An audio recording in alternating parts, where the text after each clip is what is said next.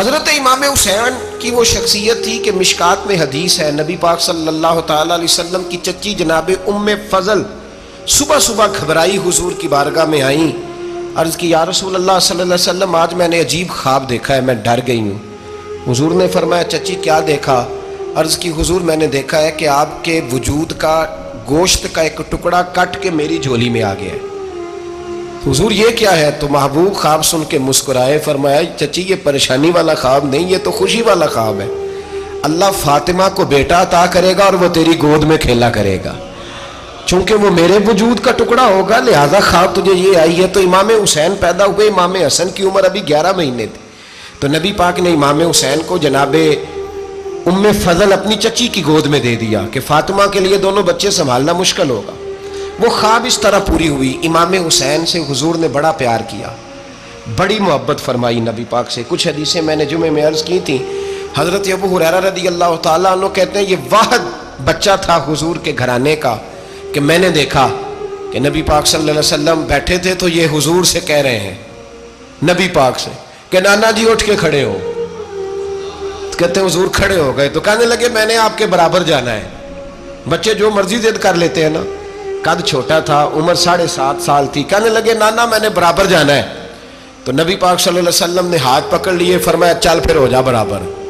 تو حضرت ابو ہریرہ کہتے ہیں انہوں نے حضور نے ہاتھ پکڑے، اوپر کھینچا تو امام حسین نے پہلے اپنے پیر حضور کے گھٹنوں پہ رکھے، پھر نبی پاک کے سینے پہ رکھے، اور جب ان کا قد سر تھوڑا سا حضور سے اونچا ہو گیا تو محبوب فرمانے لگے چل بس کر، تو نے تو کہا تھا آپ کے برابر ہونا ہے، تو اوپر نکل گیا ہے، چل بس کر۔ فرماتے پھر امام حسین نے زبان باہر نکالی تو محبوب ان کی زبان چوسنے لگے، پھر ساتھ لٹا لیا اور انہیں سونگھنے لگے۔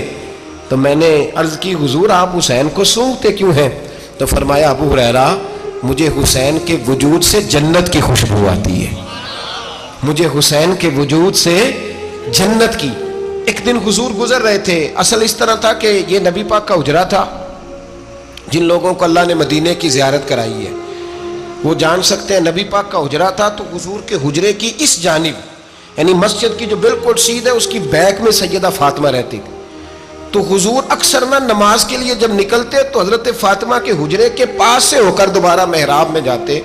محبوب حجرے کے پاس سے گزرے تو امام حسین رو رہے تھے، تو حضرت فاطمہ نے کسی بات میں جھڑک دیا تو امام حسین رونے لگے۔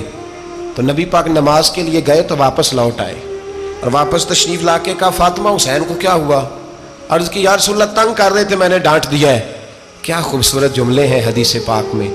سرکار نے فرمایا فاطمہ اس کو حسین کو نہ رونے نہ دیا کر، یہ جب روتا ہے نا تو میرے دل کو تکلیف ہوتی ہے۔ تو بی بی صاحبہ کہتی ہیں یہ حکم آیا نبی پاک کا میرے نام، پھر میں نے ڈانٹنا چھوڑ دیا۔ یہ ان کے فضائل تھے کم، ان کی تربیت خود نبی پاک نے فرمائی، خود ڈیوٹی۔ میں کسی منطق کا میں اب تو اللہ تعالیٰ معاف کرے، پہلے ہم لوگوں کو کہتے تھے فلانی مجلس میں نہ جانا فلانی، اب تو مصیبت بن گئی ہے، جانے کی ضرورت نہیں، ہر شے موبائل میں آ گئی ہے۔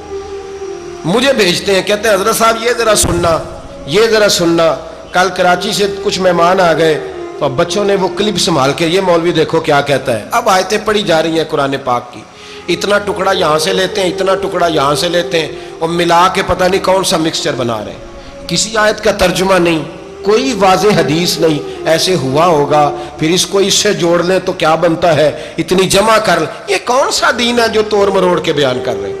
کون سا مذہب ہے؟ دین تو واضح کھلی کتاب ہے۔